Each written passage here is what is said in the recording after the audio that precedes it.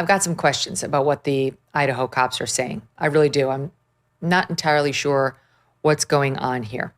And I'll show you what I'm talking about. So they had a presser right after the Kohberger hearing on Wednesday happened and finally answered some questions, which they haven't done at all. And the first one related to, do you remember when the crime first happened? They put out a statement saying this was a targeted crime and that the community in Moscow, Idaho did not need to worry. And everyone had questions like, well, how do you know that? You don't have anybody in custody. You don't have a suspect. So how can you speak to what was in his head, that it was targeted? Like, what are you talking about? And that question came up on Wednesday. Watch here in SOT 80. Chief, from the very beginning, your department was saying this was a targeted attack. Can you now say who was the target and what's your evidence to show that? I'll turn that question over to the investigators to answer that one. Well, I think Darren and I have, the evidence suggests that there was a reason that this particular house was chosen. What that reason is, we don't know. We don't know who the target was, and we're not going to speculate on that up here today. But we can tell you that for whatever reason, Mr. Kohberger chose that residence. Perhaps it's the location, layout, we don't know. But that's, to the best of my knowledge, that's what that statement likely led to. Okay, that is a chicken shit remark. I'm sorry. That is ridiculous. That's a CYA cop right there. That's what's happening. They said it was targeted, I assume, because they wanted to keep the panic level down. But sorry, that's not your job. Your job is to tell the truth. If there was reason to panic, then you need to let the community know that. There was a killer on the loose who just murdered 4 people in the span of 12 minutes. And you had no business saying that it was targeted and like suggesting people didn't need to worry. Kids did need to worry. We had no idea in those initial moments and days who the killer was or whether he was going to target somebody else. I get it, you were trying to lower the temperature, but you had no information that the temperature should be lowered. You really didn't. They've never spoken to it. They've never explained themselves. And now here we get this guy saying we said targeted because we knew he had targeted that home. Bullshit. That is not what happened. That's a lie. I'll tell you that right now. That was an obvious lie. He's saying we knew he targeted the house because his car was casing the house, both in the hours before the murders and for weeks and months beforehand. So yeah, he had his eyes on this house, but that's such a ridiculous cop-out. How do you know it was the house, sir? How do you know it wasn't Madison Mogen inside the house? Or for that matter, Xana Kernodle? You don't know. You're just trying to say it was the house to justify that you said targeted in the beginning before you knew anything. And by the way, you didn't know that his house had cased the joint when you said that. You had no idea it was even a white Hyundai Elantra when you were making those statements. So this already is kicking it off on the wrong note. This is not full transparency, in my opinion. In my opinion, that cop lied to cover their asses for saying the wrong thing right at the beginning. I'm sorry. I realize the cops ultimately did a good job in finding the truth on this, but I'm not willing to go along with lies when they're staring me in the face. And I think you guys know that about me. Then came another one that I've got questions about too. And this related to the online crime forum into which a personality that was going by the name Papa Roger entered. And we talked about this a bit on Wednesday, but many people believe that Papa Roger was actually Bryan Kohberger weighing in on the crime under an alias. We talked about how in his criminology classes at DeSales University, when he was obtaining his master's, they studied a killer, a mass killer named Elliot Rogers. Pretty sure that's right.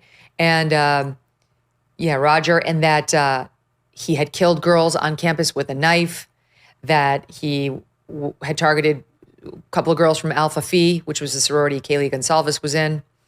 And there were other similarities between the two. He was an incel, which Bryan Kohberger is believed to be, involuntarily celibate, very angry, misogynistic against women.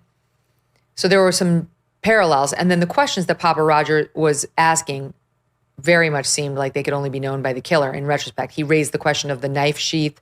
They must have found the knife sheath. He said that before we knew they found the knife sheath. Who would know? He was saying because they seem to be like referring to a long blade knife, they must have found the knife sheath. What? Who would know that? Who would say that? And there was so much more. I'm gonna show you there was a documentary that's been hitting Amazon Prime. It's on Amazon Prime now, called One Night in Idaho. And in there they interviewed one of the two women behind this crime website. And she went through some of the similarities, some of the eerie questions that Papa Roger was asking on her website. Okay, here's that. People ask questions on this page and they like, oh, I think so-and-so did it. But he was so into like the crime scene and like the killer and why he did things. In hindsight, I see something very much along the same lines as the questionnaire that Bryan Kohberger created for a school project. He wanted like the thoughts and feelings into why somebody committed crime. Papa Roger asked on our page, how did the killer leave the scene? Kohberger asked, how did you leave the scene in his questionnaire? Papa Roger said, did you clean up at all? Bryan Kohberger asked, before leaving, is there anything else you did? The questions on his questionnaire are very similar to the questions that Papa Roger asked on our page. One post in particular that really catches my attention is his very first post on November 30th. Of the evidence released, the murder weapon has been consistent as a large fixed blade knife. This leads me to believe they found the sheath. That is so odd because we didn't hear anything about the sheath. This has never been discussed publicly. This is November 30th. This is a full month before they even arrest him. This too came up at the presser on Wednesday with the same cop who gave us the nonsense about the house was targeted, and listen to what he said. There was a social media account that surfaced that has long had speculation that it was Bryan Kohberger. Can you talk at all about the Papa Roger potential connection, if any?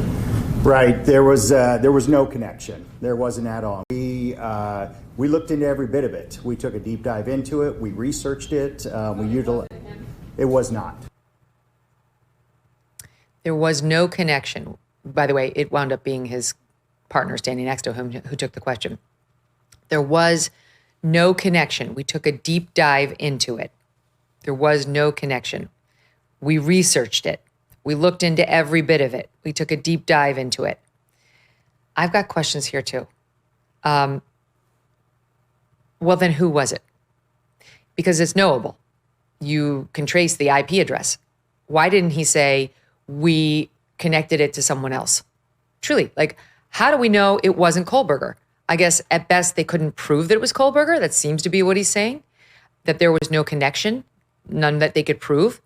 But what's to have stopped Bryan Kohberger from going to some random public library, not logging in with his real name or credentials and posting in a website? Like, how do we know? Maybe he did it at a place where there isn't a camera. Maybe he got some sort of a burner phone that had internet access on it. Like, I have no idea how he did it, but how are you ruling out that it was him? The only way of ruling it out that it was him is to identify it as belonging to somebody else and to have spoken with that person and then to know that that person has admitted he was the poster. I did not hear that. And the guy scurried off cam. Again, it could be true. I've got real questions, you guys. I just do.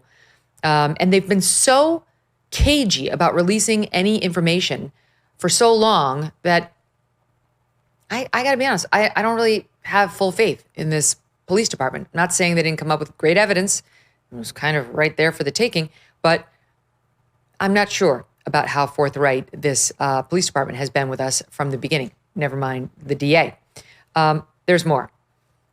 Somebody asked, because you may remember that Kaylee Gonsalves' sister, Olivia, when she did her victim testimonial at the hearing on Wednesday, among many other powerful and memorable things, she said to Kohberger something to the effect of, where's the second murder weapon? Where's the second weapon you used?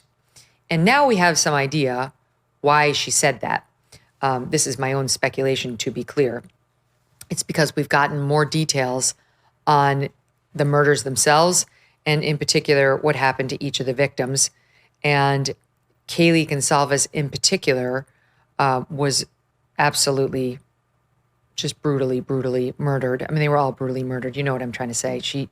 Her injuries seem to have been extra in the severity and amount. This has just been released from a document. This isn't from the presser, coming from the police department. They said that both Madison Mogen and Kaylee Gonsalves, you remember they were found in the bed together. It was actually very sad. Madison was found, they said she appeared to be laying up against Kaylee. Madison had, this is Madison, not Kaylee yet, but Maddie had what appeared to be wounds to her forearm and hands. So clearly, looks like Maddie did wake up and fought, tried to save herself. Maddie had a gash under her right eye, which appeared to go from the corner of her eye to her nose. And just for those of you picturing this at home, you know, Maddie's the one who had the yellow sweatshirt and who just, you know, she was constantly smiling. Her eyes were like a little bit more like squinty. She looks a lot like Kaylee, so I'm just trying to give you the visual if you're listening to this. And there's a picture for those of you who are watching it. That's Maddie Mogen there. So she appears to have woken up. They said there was a gash underneath her right eye, which went from the corner of the eye to her nose. So he was obviously slicing at her. But then they got to Kaylee in these documents, and they said Kaylee, quoting here, was unrecognizable, as her facial structure was extremely damaged, according to the report. Both Maddie and Kaylee were stabbed in the lung and the liver. Gonsalves also had 2 brain bleeds and a stab behind her clavicle, which cut the vein and artery. A brain bleed would suggest a trauma to the head, that she'd been hit in the head in some way. She had over 20 stab wounds, as well as injuries connected with asphyxiation and blunt force trauma. Blunt force trauma. Kaylee Gonsalves is the only victim who suffered blunt force trauma, blunt force, and asphyxial injuries, in addition to sharp force wounds. And then I'll go on with the other injuries in a second. But Kaylee had particularly devastating injuries, and they were extensive. They did eventually give a number on the stab wounds, which poor Steve Gonsalves wanted so badly that he was calling Howard Bloom to try to get them. 34 stab wounds of Kaylee Gonsalves, many of the wounds said to be on her face. So she suffered blunt force injuries. She was stabbed 34 times, and she was asphyxiated. And what they appear to be saying is that she fought. I mean, she fought heroically for her life, and that he hit her with something, blunt force trauma. He hit her about the head. She suffered 2 brain bleeds, and then it appears he strangled her. I don't know whether that happened before or after the stabbings, but that's extremely dark and upsetting, and you can only think just how brave of Kaylee to try to fight that hard against somebody who was armed with a knife, and she had nothing. And her sister Olivia accurately said, if you hadn't attacked her in the middle of the night like a pedophile, she would have kicked your fucking ass. That girl probably knew a lot more about those injuries. And one of the questions she asked Kohberger, I think as a result of all that, she knew at least some of it, though clearly not the number of stab wounds. What was the second weapon you used? I'm sure she's surmising that those injuries to her sister's face and head may have been caused by some sort of an object. So that question came up at the presser the other day, and here's how that went. Take a listen here. Is it possible that there was a second murder weapon used, not just the knife? Is it possible? All the evidence shows and tells us that he used a knife, a K-bar knife, and that's a weapon we believe was used to commit all the murders. Here? It sounded like the Gonsalves family said that there was a second weapon that was used on Kaylee Gonsalves. Can you confirm or deny that? Out of respect for the families, that's something that you'll have to get from them. If they wish to share that with you, it'd probably be through them, not through us. What? Once again, they're just not being transparent. I'm not a cop on this case, and I can easily say the amount of injuries to Kaylee Goncalves suggested that she was attacked in a particularly acute way that involved something other than stabbing.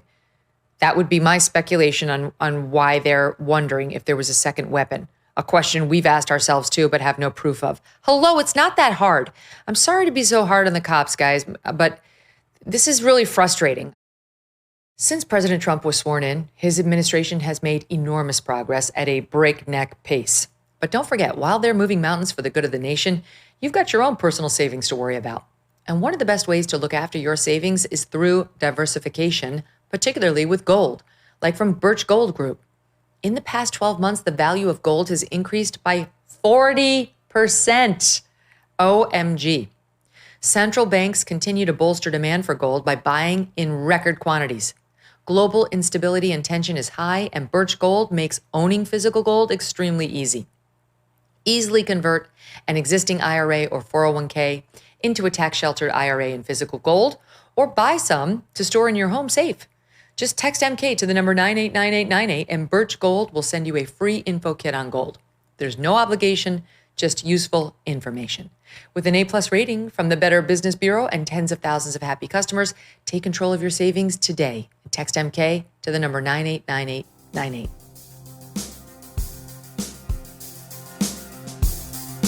Thanks so much for watching. If you like what you just saw, hit the subscribe button for more clips and full episodes.